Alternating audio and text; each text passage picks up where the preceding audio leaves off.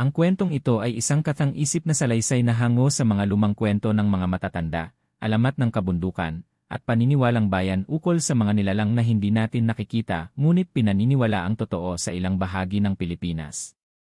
Layunin ng kwentong ito na maghatid ng kilabot, aliw, at aral, at hindi upang siraan ang anumang paniniwala, kultura, o relihiyon.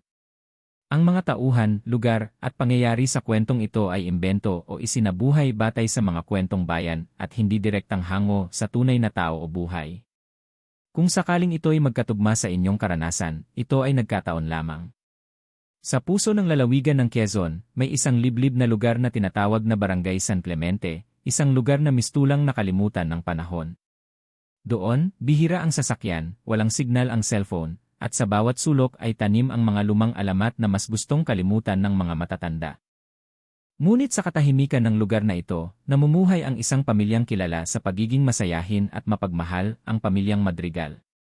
Ang pamilya ay binubuo ni Mang Enrico, ang haligi ng tahanan, isang dating karpintero na ngayoy nagtatanim na lamang sa maliit nilang bukirin. Ang kanyang asawa, si Aling Marta, ay masinop at palaging abala sa pag-aalaga ng mga tanim at hayop sa kanilang bakuran. Mayroon silang 3 anak, si Luis, 17 anyos, isang masikap na estudyante na mahilig magsulat, si Liza, 15 anyos, na mahilig magluto at mag-alaga ng manok, at ang bunso na si Lino, 10 taong gulang, masayahin ngunit may pagkausisa sa mga bagay na di maintindihan. Sa paligid ng kanilang bahay ay may malawak na bakuran kung saan naglalaro ang mga bata, nagtatanim si Mang Enrico, at naroon ang mga alagang manok, baboy, at kambing. Isang simpleng buhay, ngunit punong-puno ng saya. Wala silang masyadong koneksyon sa labas ng barangay maliban na lamang sa tuwing pumupunta sa bayan si Mang Enrico upang mamili o magbenta ng ani. Ngunit isang araw, sa tila ordinaryong umaga ng Sabado, habang nagwawalis si Liza sa bakuran, napansin niya ang isang kakaibang bagay, isang itim na sisiw, nanginginig at tila bagong pisa pa lamang. Wala itong ina, wala ring ibang sisiw na kasama. Nagtaka si Liza at agad niya itong dinala sa kanyang ina. Ate, tingnan mo po, may napulot akong sisiw. Pero bakit ganito ang itsura? Ang itim-itim niya at ang mga mata niya, parang di natural, wika ni Lino habang sinusundan si Liza. Pinagmasdan ni Aling Marta ang sisiw. Hindi ito gaya ng mga sisiw na inaalagaan nila. Ang balahibo nito ay sobrang itim, parang uling. Ang mga mata nito ay pula, hindi matingkad, kundi mapula na tila nagliliyab kapag natatamaan ng araw. Sa kabila nito, inisip ni Aling Marta na baka ordinaryo lamang ito, baka isa lamang sa mga inabandona ng ina nito. Sige, alagaan na lang natin. Kawawa naman, baka pinanganak lang yan sa tabi-tabi. Huwag niyo na lang palakihin sa bahay, dun sa kulungan na lang natin siya ilagay, utos ni Aling Marta. Mula noon, naging bagong miyembro ng pamilya ang itim na sisiw. Pinakalanan nila ito ng iitim, simple at diretsyo, ayon na rin sa kulay nito. Ngunit sa unang gabi pa lang na dinala nila ito sa kulungan, may mga kakaibang pangyayari nang nag-umpisa. Kinagabihan, habang tulog na ang lahat, nagising si Liza dahil sa tila isang matinis na huni sa labas ng bintana. Pagdungaw niya, wala siyang nakita maliban sa isang itim na anino na tila sumisilip din mula sa labas. Agad siyang napaatras, at nang silipin niya ulit, wala na ito. Sa sumunod na mga araw, mas lalong naging palakaibigan si Itim. Sinusundan nito si Lino kahit saan siya magpunta. Hindi na ito tumitira sa kulungan dahil kahit ilang beses nilang ikulong, palagi itong nakakalabas. Nagtataka na si Mang Enrico, ngunit ipinagkibit balikat na lamang ito. Hayaan nyo na, sisiw lang yan. Natural lang na malikot, sabi niya habang pinapabayaan si Lino na pakainin ito. Ngunit hindi lamang sa bahay nila nagkakaroon ng epekto ang presensya ni Itim. Mula nang dumating ito, nag-umpisa na ring may mga alagang manok ang kapitbahay nilang si Kadomeng na namamatay tuwing gabi. Wala ring ingay na naririnig, parang natutulog lang at biglang wala na kinabukasan. Napapansin ito ng mga tao, ngunit walang nakikitang dahilan. Hanggang sa isang araw, habang kausap ni Mang Enrico si Kadomeng sa harapan ng tindahan, may isang matandang babae na lumapit at biglang nagsalita, "May hindi na magandang enerhiya sa bahay nyo. Yung sisiw na itim, hindi yan sisiw ng manok, baka sisiw yan ng ibang nilalang." Tumawa lamang si Mang Enrico. "Matanda ka na talaga, Aling Pusing. Huwag mo nang atakutin ang mga tao." Ngunit habang tumatawa siya, may malamig na hangin na dumaan sa kanilang likuran, tila dumaan ang isang anino. At sa araw ding iyon, may panibagong patay na hayop sa bakuran nila, ang paboritong kuting ni Liza, si Mimi. Mula sa araw na iyon, nagsimulang dumalas ang mga misteryosong pangyayari sa Barangay San Clemente. Ngunit sa gitna ng lahat ng ito, ang pamilya Madrigal ay patuloy pa ring inaasahan na ang sisiw ay isang simbolo lamang ng malas, hindi ng panganib. Hindi nila alam, hindi lang malas ang dala ni Itim, kundi ang pagbubukas ng pinto sa isang mas madilim na mundo. Makalipas ang ilang araw mula nang dumating si Itim, unti-unti nang nagbabago ang takbo ng buhay ng pamilya Madrigal. Akala nila isisiw lamang itong nangangailangan ng kalinga. Pero habang lumilipas ang mga gabi, napagtatanto nilang hindi basta-basta ang nilalang na kanilang pinapasok sa kanilang tahanan. Tuwing alas 12 ng hating gabi, maririnig sa paligid ang tila pabulong na pagtilaok, hindi gaya ng ordinaryong sisiw, kundi mahaba, malamig, at tila nagmumula sa ilalim ng lupa. Si Luis, na palaging nag-aaral ng gabi, ang unang nakarinig nito. Sa unay inakala niyang guni-guni lamang, pero sa ikatlong gabi, sinundan niya ang tunog at nakita si Itim, nakaupo sa ibabaw ng poste, nakatitig sa buwan, at ang mga matay kumikislap sa pula. Ha? Paano siya nakarating dyan? Bulong ni Luis sa sarili. Dahan-dahan siyang lumapit, ngunit bago pa man siya makalapit, bigla itong nawala. Wala man lang tunog ng pakpak. At sa likuran niya, naramdaman niya ang malamig na hangin na tila dumaan sa batok niya. Napalunok si Luis at nagmadaling bumalik sa loob ng bahay. Kinabukasan, sinabi niya ito kay Aling Marta. Ma, di ko alam kung paano pero parang may kakaiba talaga sa sisiw na yon. Nasa post kagabi, di ko alam kung paano siya nakarating doon, seryosong wika niya. Ngunit mumiti lang si Aling Marta. Baka naakit lang ng ilaw. Alam mo namang sisiw yan, may hilig sa liwanag. Pero hindi lang si Luis ang nakapansin. Si Lino, na laging kalaro ni Itim, ay naging tahimik nitong mga huling araw. Dati masiyahin at madaldal, pero ngayon ay palaging tulala, parang may sinasabi sa sarili. Mama, kinausap ako ni Itim, bulong ni Lino isang gabi habang pinapainom siya ni Aling Marta ng gatas. Napahinto ang ina. Ano raw? Sabi niya huwag kong sasabihin kahit kanino kung ano ang pinakita niya sa akin. Sagot ni Lino na may matigas na tono sa tinig, hindi gaya ng kanyang normal na boses. Natigilan si Aling Marta. Hindi niya alam kung biro lang ito o may mas malalim pang dahilan.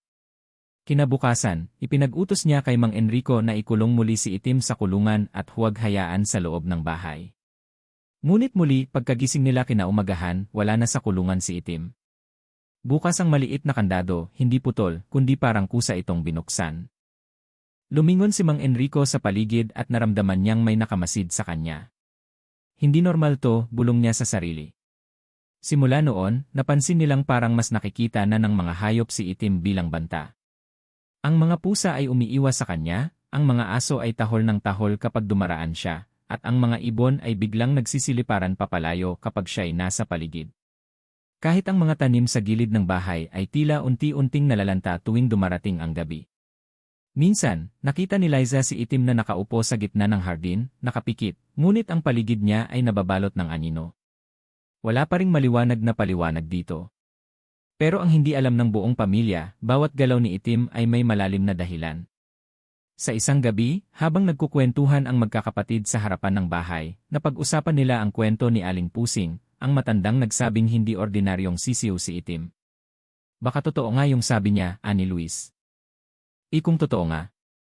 Anong dapat nating gawin? Tanong ni Liza. Ngunit biglang sumabat si Lino, walang dapat gawin.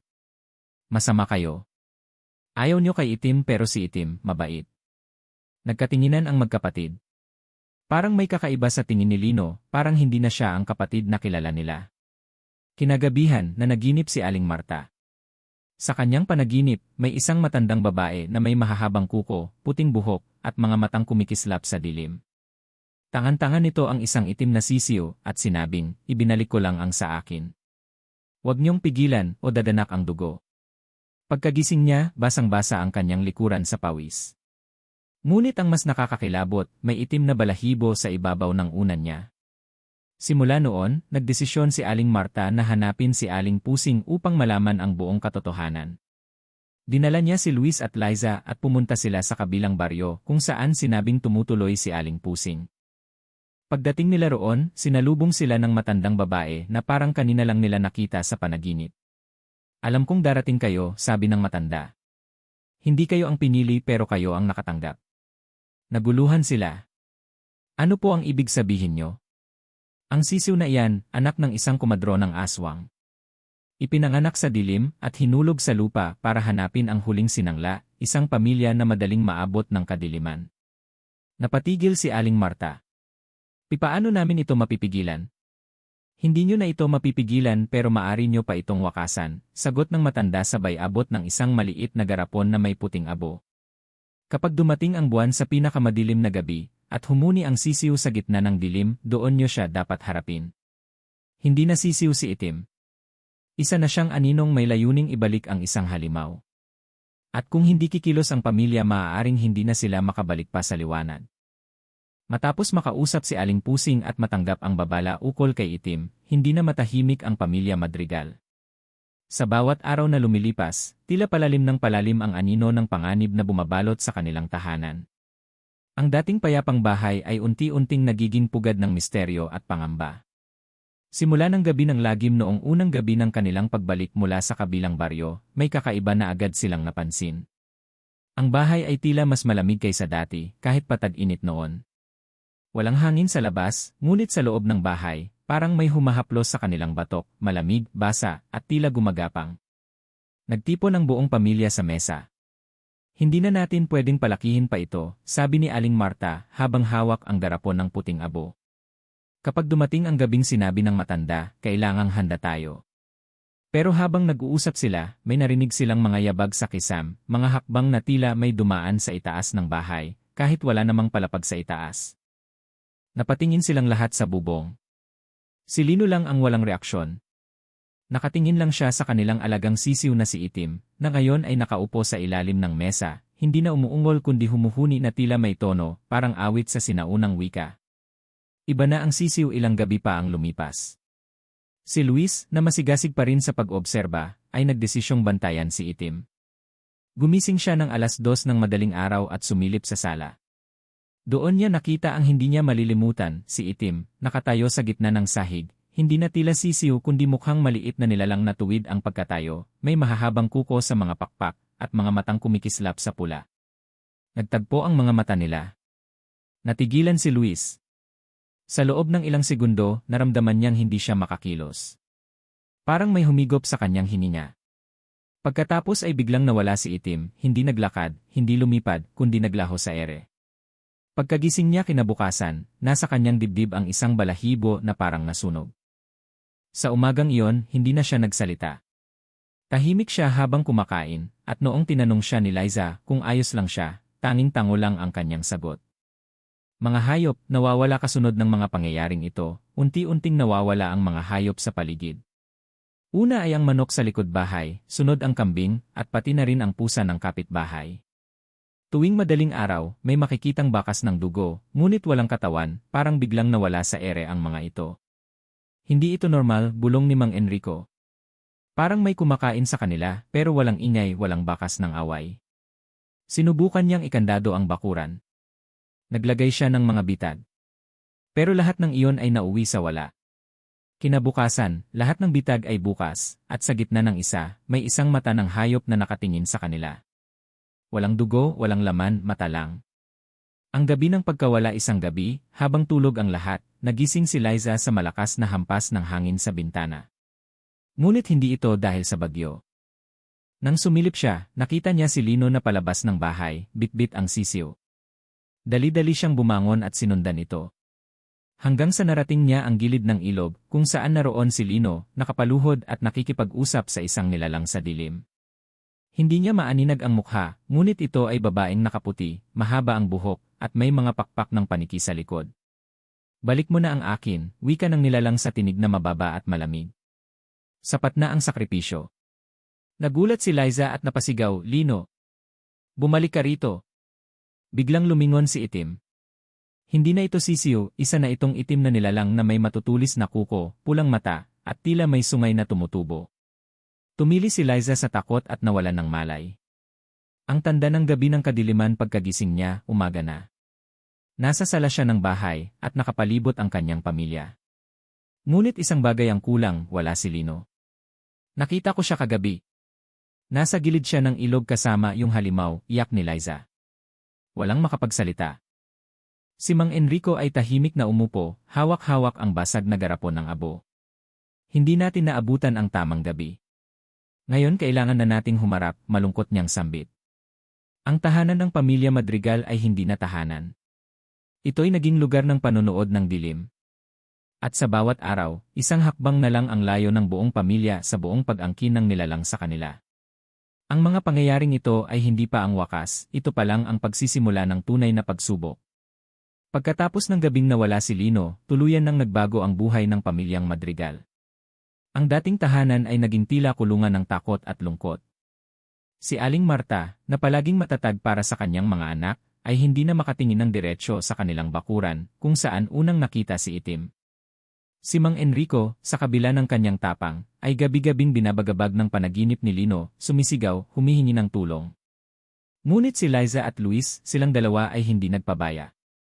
Nagpasya silang hanapin ang huling pag-asa na maaaring may sagot, ang matandang albularyo ng bulubundukin ng may tubig, si Casimyon. Ang paghahanap matagal nang hindi bumababa si Casimyon sa bayan. Ayon sa mga matatanda, siya raw ay huling tagapag-ingat ng mga sinaunang dasal laban sa mga nilalang ng dilim. Tumira siya sa itaas ng bundok makalipas ang isang trahedyang hindi kailanman nais kwentuhin. Ngayon, siya lang ang maaaring makabasa ng mga palatandaang iniwan ni Itim. Kinaumagahan, maagang bumangon si Liza at Luis at nagsimulang maglakad paakyat sa bundok. Madulas ang daan, maraming damo, at malamig ang simoy ng hangin kahit tirik ang araw. Ngunit sa bawat hakbang nila, tila may matang sumusunod, mga aninong dumadaan sa gilid ng mga puno, mga ibong itim na tahimik lang na nakamasid mula sa itaas. Pagdating nila sa tuktok, sinalubong sila ng isang matandang lalaking nakaupo sa harap ng isang lumang kubo. May kulubot na mukha, mapuputing mata na tila bulag, ngunit ang kilos ay puno ng lakas at determinasyon. Alam kong darating kayo, wika ni Casimyon na hindi man lang tumingin sa kanila. Nagkatinginan sina Liza at Luis. Paano ninyo po nalaman? Ang dilim ay hindi basta dumarating. Kapag may pumasok na sa bahay ng tao, tinatawag ako ng lupa. At alam kong dala ninyo ang itim na sisiyo o dala na kayo nito, ang kaalamang taglay ng albularyo sa loob ng kanyang kubo, nagsindi si Casimyon ng insenso. Mabangong usok ang bumalot sa paligid. Ipinakwento niya ang lahat mula sa pagkakatagpo kay Itim, ang kakaibang kilos nito, hanggang sa pagkawala ni Lino. Tahimik siyang nakinig. Tanging ang tunog ng basang kahoy na nasusunog ang maririnig sa loob. Pagkatapos, tumayo siya at binuksan ang isang kahon ng mga lumang kasulatan. May mga balat ng hayop na may nakasulat na sinaunang baybayin, may mga damong tuyo, at isang maliit na pugot na ulo ng manika. Ang sisiw na nakita ninyo, wika niya, ay hindi sisiw ng manok. Isa itong anak ng aswang, isinumpa upang maglingkod sa kanyang ina. Kapag ito'y inalagaan ng isang inosenteng pamilya, unti-unti nitong binubuksan ang pinto sa kadiliman, isang pinto kung saan maaaring ipanganak muli ang tunay na anyo ng kanyang ina, isang kumadro ng aswang. Nanginig si Liza. Kung gayon si Lino hawak na nila.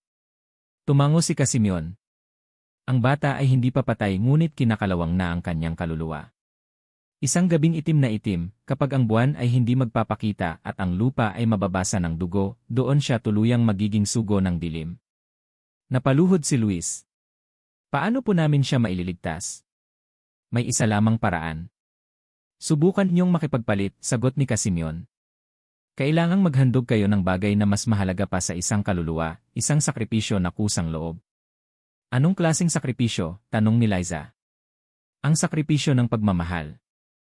Kailangan niyong ibalik ang sisiw sa kanyang inang aswang habang dalan niyo ang abo ng piniling sakripisyo, isang taong lubos na nagmamahal kay Lino. Ngunit ang sinuman ang magdala ng abo, hindi na makakabalik. Natahimik ang magkapatid.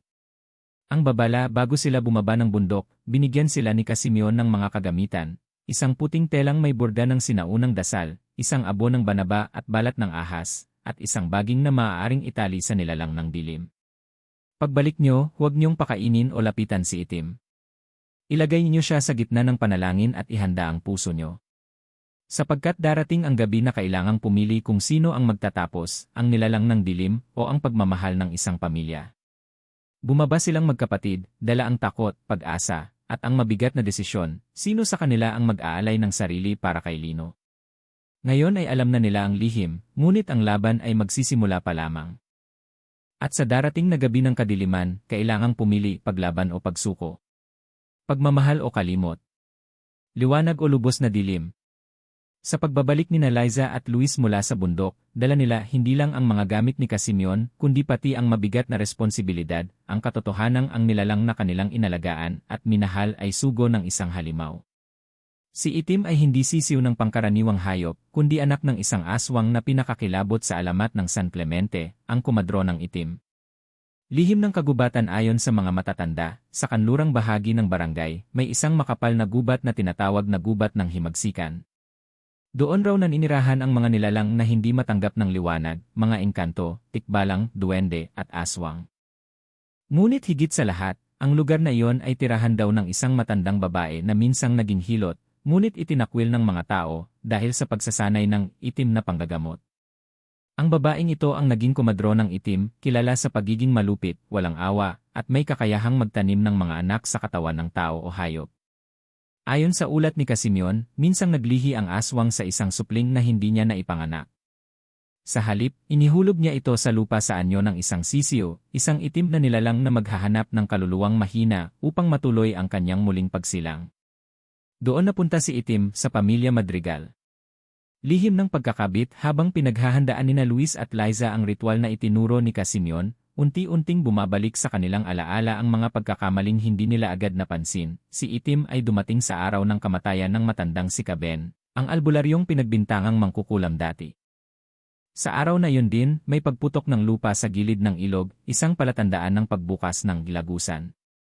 At bawat gabing lumalakas ang huni ni Itim, may isang hayop na nawawala. Ang lahat ng ito ay hindi aksidente.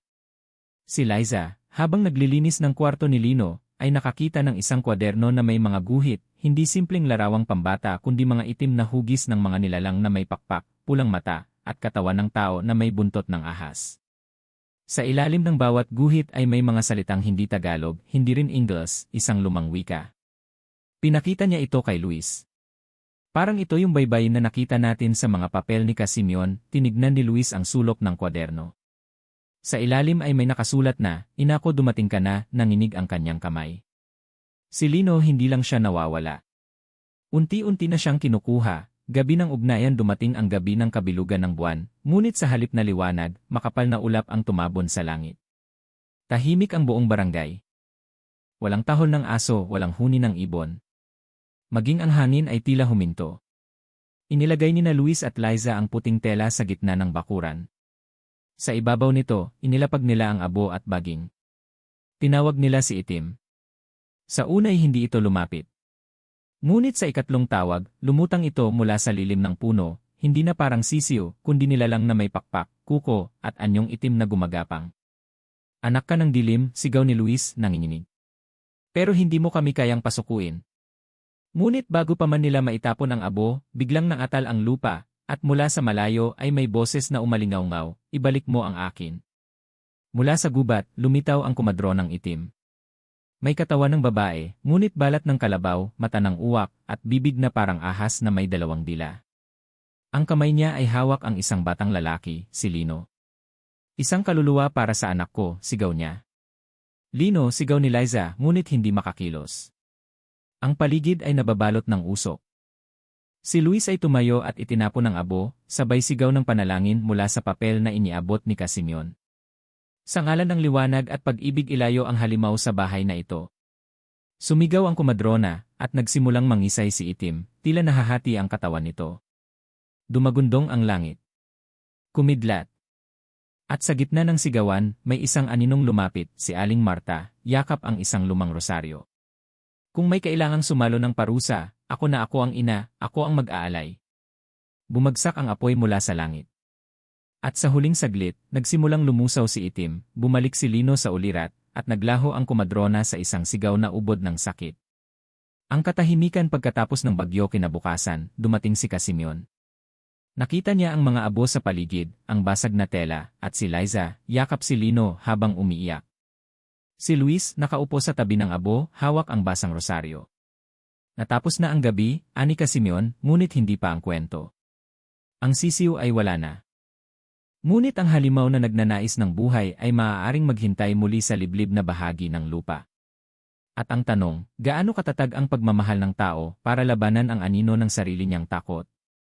Matapos ang bangungot sa gubat, unti-unti nang bumalik sa katahimikan ang Barangay San Clemente. Ngunit ang bahay ng pamilya Madrigal ay hindi na gaya ng dati. Naibalik si Lino. Nawasak ang anyo ni Itim at napigil ang muling pagsilang ng kumadro ng aswang. Ngunit sa loob ng tahanan, may mga aninong naiwan, hindi ng mga halimaw, kundi ng alaala. Si Lino, ang batang tahimik si Lino, bagaman muling nabawi mula sa kadiliman, ay hindi na ang parehong bata. Tahimik siya, laging tulala, at bihirang ngumiti. Hindi siya sumasama sa pagkain, at madalas ay umiiyak habang tulog. Ma, nandito pa siya minsan, kausap niya ako, bulong ni Lino isang gabi habang yakap si Liza. Hindi ko siya nakikita, pero naririnig ko ang boses niya, pinilit ni Liza nang umiti, ngunit sa loob-loob niya'y alam niyang ang nilalang na sumapi kay Lino ay hindi pa tuluyang nawawala. Marahil hindi na ito buong pumasok sa katawan, ngunit naiwan ang bahagi ng kadiliman sa puso ng bata.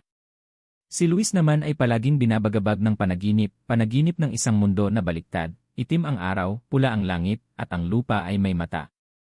Sa panaginip niyang iyon, palaging naroon si Itim, nakangiti, at palapit ng palapit sa kanya. Pagkakawatak ng pamilya si Mang Enrico ay naging irritable, madaling uminit ang ulo. Madalas ay hindi na siya umuwi ng maaga, at umiiwas sa mga usapin tungkol sa nangyari.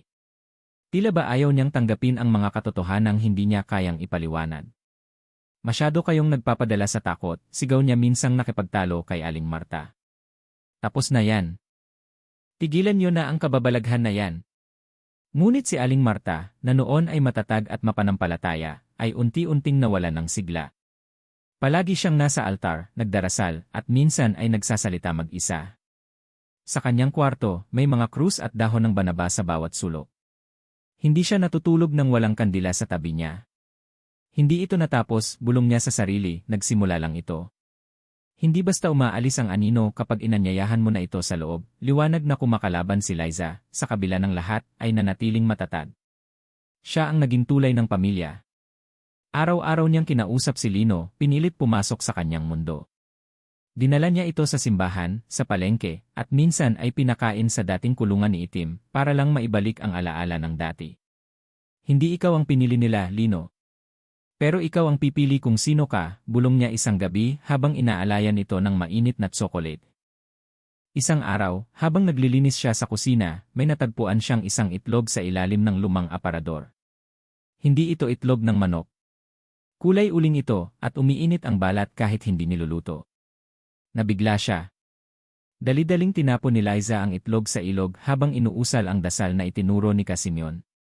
Ngunit habang lumulubog ang itlog, may narinig siyang tinig sa hangin, isang mahaba, malamig, at puno ng hinanakit na bulong, hindi ako tuluyang nawala. Laban ng pananampalataya at pagod nagsimula na ring mapansin ng mga kapitbahay ang mga pagbabagong nararanasan ng pamilya. May ilan na umiiwas, may ilan na nakikiramay. Ngunit ang ilan, naniniwalang dala pa rin ng pamilya ang sumpa ng gabi ng dilim. Baka yan ang kapalit ng pag-alaga sa hayop ng impyerno, bulong ng matandang kapitbahay. Huwag kayong lalapit sa anak ni Enrico. May dalayang anino. Sa bawat paglapit ng komunidad, mas lalong humihiwalay ang pamilya. Sa loob ng bahay, tahimik ang mga gabi, ngunit mabigat ang hangin. Hanggang isang araw, may dumating na liham mula kay Casimyon. Nakasaad dito, ang apoy ay hindi agad nawawala kahit mawala ang apoyan. Kailangang sunugin ang mga ugat ng dilim, ang ugat ay hindi sa labas kundi sa puso ng bawat isa.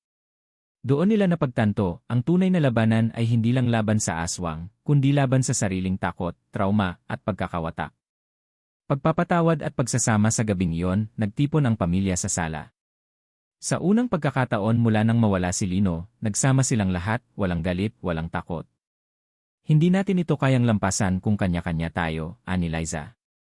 Kung kaya ng dilim na pumasok sa atin, dapat kaya rin natin siyang paalisin, dagdag ni Luis. Si Mang Enrico, bagaman tahimik, ay tumayo at niyakap si Lino. Pasensya ka na, anak. Di kita agad na iligtas. Pero nandito na kami buo. Si Aling Marta ay muling ngumiti. Sa unang pagkakataon, nakita nila ang liwanag sa kanyang mga mata. Tumayo si Lino, lumapit sa altar, at sinindihan ang kandila. Hindi na siya boses sa isip ko. Mahina na siya. Pero kailangan kong piliin araw-araw na hindi siya pakinggan. At doon nagsimula ang unti-unting pagtataboy ng dilim sa kanilang tahanan. Ang liwanag ay hindi isang beses na pagsigaw, ito ay araw-araw na pagpili. At sa loob ng tahanang minsang binahayan ng halimaw, unti-unting muling isinilang ang pag-asa. Dahil sa huli, ang pinakamalakas na proteksyon ay hindi abo, dasal, o sagrado kundi ang pagkakaisa ng pamilyang tunay na nagmamahalan. Lumipas ang ilang linggo mula nang simulang paghilumin ng pamilyang Madrigal ang mga sugat ng nakaraan. Ngunit sa likod ng bawat tahimik na gabi, sa pagitan ng bawat paghinga, may nakatagong panibagong panganib, hindi na si Itim, kundi ang ina nitong si Komadro ng Aswang, na hindi kailanman tuluyang nawala. Panibagong alon ng kadiliman isang gabing malamig, sa bisperas ng undas, ay nagsimulang magbago ang hangin. Ang liwanag ng buwan ay natakpan ng malalaking ulap. Ang mga puno sa paligid ay tila sumasayaw sa ilalim ng hindi maipaliwanag na ihip. Ang katahimikan ay napalitan ng bulong, mga salitang wala sa wika ng tao. Habang tulog si Lino, nagising siya sa panaginip ng isang boses, "Anak ko'y ibinalik, ngunit hindi pa tapos ang dugong inutang. Ngayon ako na ang kukuha." Nang biglang dumilat ang kanyang mga mata, nakatayo sa labas ng bintana ang Komadro ng Aswang. Hindi siya nakikita ng iba. Si Lino lang ang nakakakita sa kanya, isang matandang babae na may baluktot na likod, mahahabang kuko, at itim na dila na sumasayaw habang ngumingiti. Ang panimula ng laban kinabukasan, nakita ni Luis sa bakuran ang mga patay na ibon, tila sinunog ang mga ito kahit walang apoy. Sa gitna ng kanilang katawan ay may hugis bilog na marka, mistulang mata ng halimaw. Magsisimula na naman, bulong niya. Nang dumating ang gabi, umupo silang muli sa gitna ng sala, at isinabit ang mga huling gamit ni Simeon sa apat na sulok ng bahay. Sa gitna ng mesa, inilagay ni Aling Marta ang kanyang rosaryo, ang kahuli-hulihang alay na may kabanalan. "Hindi tayo alis dito. Dito natin siya sasalubungin," matatag na wika ni Liza. Wala nang pag-atubili. Handa na sila. At eksaktong 12:00 ng gabi, dumilim ang buong baryo. Lahat ng ilaw ay namatay. Ang apoy ng kandila ay unti-unting naupos. Hangin ay nawalan ng galaw. Sa labas ng bahay, may mga yabag na narinig, mabibigat, padapa, parang gumagapang. Sinundan ito ng tili ng sanggol, ngunit halatang hindi tao ang pinanggagalingan. Isa itong tunog na humihiwa sa dibdib, matinis, matagal, at may halong paghati. Ang paglusob biglang bumukas ang pintuan kahit ito'y nakapinig. Mula sa labas ay pumasok ang makapal na usok. Sa usok, may hugis na unti-unting lumitaw, ang Komadro ng Aswang sa kanyang buong anyo. Ang kanyang mata ay 2 butas na may apoy. Ang kanyang buhok ay tila ugat ng puno na gumagalaw. Ang kanyang mga kuko ay may dugo ng mga hayop. Sa kanyang likuran, dala-dala niya ang mga nilalang na dati tao, mga nawawala sa baryo, ngayon ay alipin niya na. "Balik niyo sa akin ang puso ng bata. O kayo ang kapalit." Tumindig si Lino, hindi na takot. "Hindi mo na ako hawak. Hindi mo na ako anak." Ngunit sa halip na umatras, tumili ang Komadrona at humampas ng hangin na parang espada. Tumalsik ang mesa, nabuwal ang mga kandila, at nagsimulang lumindol. "Takbo kayo," sigaw ni Luis. Ngunit tumayo si Aling Marta. Hawak niya ang rosaryo at inilapit ito sa apoy ng kalan. Sinindihan niya ito at lumakad palapit sa Komadrona. "Kung puso ang kailangan mo, akin na lang ang kunin mo. Ako ang may sala, ako ang nagpalaki ng pag-ibig sa sisiw na halimaw. Ako ang nagpakasama sa takot." Napahinto ang Komadrona. Tumingin ito kay Lino, kay Luis, kay Liza, at sa wakas, kay Aling Marta. "Kung ang puso mo'y kusang ibinibigay, yan ang alay na tinatanggap ng kadiliman." Lumipad ang halimaw, dumapo sa gitna, at niyakap si Aling Marta ng mga pakpak nitong may kaliskis. Sa isang kisap mata, naglaho sila, kasama ng mga alagad niya, naglaho sa ulap ng itim na apoy. Katahimikan at luha makalipas ang ilang minuto, bumalik ang liwanag. Ang mga ilaw ay muling sumindi. Ang hangin ay malamig ngunit hindi na mabigat. Ngunit sa gitna ng sala, wala na si Aling Marta. Ang tanging naiwan ay ang rosaryo niyang nasunog na ang krus. Napatakbo si Lino at niyakap ang iniwang telang may amoy pa ng kanyang ina. Umiyak siya. Umiyak ang lahat. Hindi sa takot, kundi sa pait ng sakripisyong hindi nila mahahawakan muli. Walang halimaw na makakatalo sa pusong handang magsakripisyo. At sa gabi ng kadiliman, isa lamang ang nagwagi, ang pagmamahal ng isang ina. Lumipas ang mga araw pagkatapos ng bangungot. Sa unang pagkakataon sa napakahabang panahon, muling sumikat ang araw sa Barangay San Clemente, hindi lang sa langit, kundi pati sa mga puso ng pamilya Madrigal. Ngunit sa bawat sinag ng liwanag, may kasamang pait, dahil kapalit ng katahimikan ay ang pagkawala ni Aling Marta, ang ilaw ng kanilang tahanan. Isang bagong umaga sa unang umaga ng paglaya, walang salita ang namutawi sa mga labi ng pamilya. Tahimik na hinain ni Liza ang almusal. Si Luis ay nagwalis ng bakuran. Si Lino naman ay umupo sa harap ng altar kung saan nakapatong ang nasunog na rosaryo, ang tanging alaala ng kanilang ina. Walang sinabi si Lino. Ngunit mula sa kanyang mga mata, dumaloy ang mga luha. Hindi na siya umiiyak sa takot, kundi sa pagkaunawa ng sakripisyo, ng pagmamahal, ng liwanag na pumalit sa anino. Kinausap niya ang kanyang kuya. Hindi ko na siya maririnig. Tahimik na ang isip ko na payakap si Luis sa kanyang bunsong kapatid. Hindi siya nawala. Nasa puso natin siya. Binigay niya ang lahat para sa atin. Hindi natin siya paluluhain kahit wala na siya. Isang alaala mula sa albularyo ilang araw matapos ang insidente, muling bumisita si Casimyon. Matanda na siya, at ang katawan ay mas baluktot kaysa dati, ngunit ang kanyang presensya ay parang balabal ng proteksyon. Ipinagmalaki kayo ng liwanag, wika niya. Ilan lamang sa sangkatauhan ang may lakas ng loob na talunin ang halimaw gamit ang puso, hindi ang espada. Iniabot niya ang isang kahon. Sa loob ay isang sulat na isinulat daw ni Aling Marta, bago ang gabi ng sakripisyo, kung darating ang oras ng pagpili, pipiliin kong mamatay para sa buhay ng aking mga anak. Sa loob ng dilim, nahanap ko ang tunay na liwanag, pagmamahal na hindi humihingi ng kapalit. At kung ito ang kabayaran, tatanggapin ko. Hindi ko pinagsisihan ang pagkakaalaga ko sa sisiw. Dahil sa kanya, nakita kong mas matindi pa pala ang pagmamahal kaysa sa alinmang anyo ng dilim. Nagpaiyak ang sulat sa lahat ng bumasa. Ngunit kasabay nito, nadama rin nila ang panibagong lakas, isang layunin na manatiling buo, na manatiling matatag. Ang pahinga ng ina sa gitna ng kanilang bakuran, nagtayo sila ng maliit na dambana para kay Aling Marta. Dito sila nag-aalay ng bulaklak, dasal, at mga alaala. Tuwing hapon, si Lino ay umuupo sa tabi nito at binabasahan ng mga kwentong pambata, gaya ng ginagawa ni Aling Marta noon bago siya matulog. Isang araw, habang binabasa ni Lino ang isang lumang kwento ng alamat ng mga diwata, may dumaan na itim na paru-paro sa kanyang harapan, at saglit na lumapag sa dambana. Si Mama yan, bulong niya. Ang huling titig habang pinapanday ni Mang Enrico ang bagong kulungan ng manok, may napansin siyang bagay sa sulok ng bakuran. Isa itong itim na balahibo, tila nang galing sa sisiw. Hindi ito abong gaya ng nasunog na katawan ni itim, kundi bago, makintab, buo, at malamig sa kamay. Agad niya itong ipinakita kay Liza. Hindi pa ba tapos? Tanong niya. Ngunit mumiti si Liza. Tapos na ang gabi, pa. Pero ang anino, hindi nawawala. Nakatira yan sa loob ng bawat taong mahina. At kung pababayaan natin, babalik ito. Isinunog nila ang balahibo at inusal ang dasal mula kay Casimyon. Nang ito'y naging abo, isang malamig na hangin ang dumaan, ngunit sa halip na kilabot, ito ay may dalang ginhawa. Kinagabihan, habang natutulog si Lino, nanaginip siya ng isang lugar na puno ng ilaw. Naroon ang kanyang ina, nakangiti, at sa tabi niya ay isang sisiw, puti, maliwanag, at sumasayaw sa hangin. Sisiw ng liwanag, bulong ni Lino sa panaginip.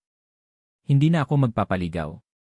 Pagdilat niya ng mata, nakita niyang maliwanag ang paligid, at naroon si Liza, nagluluto ng agahan, habang si Luis ay nag-ayos ng libro.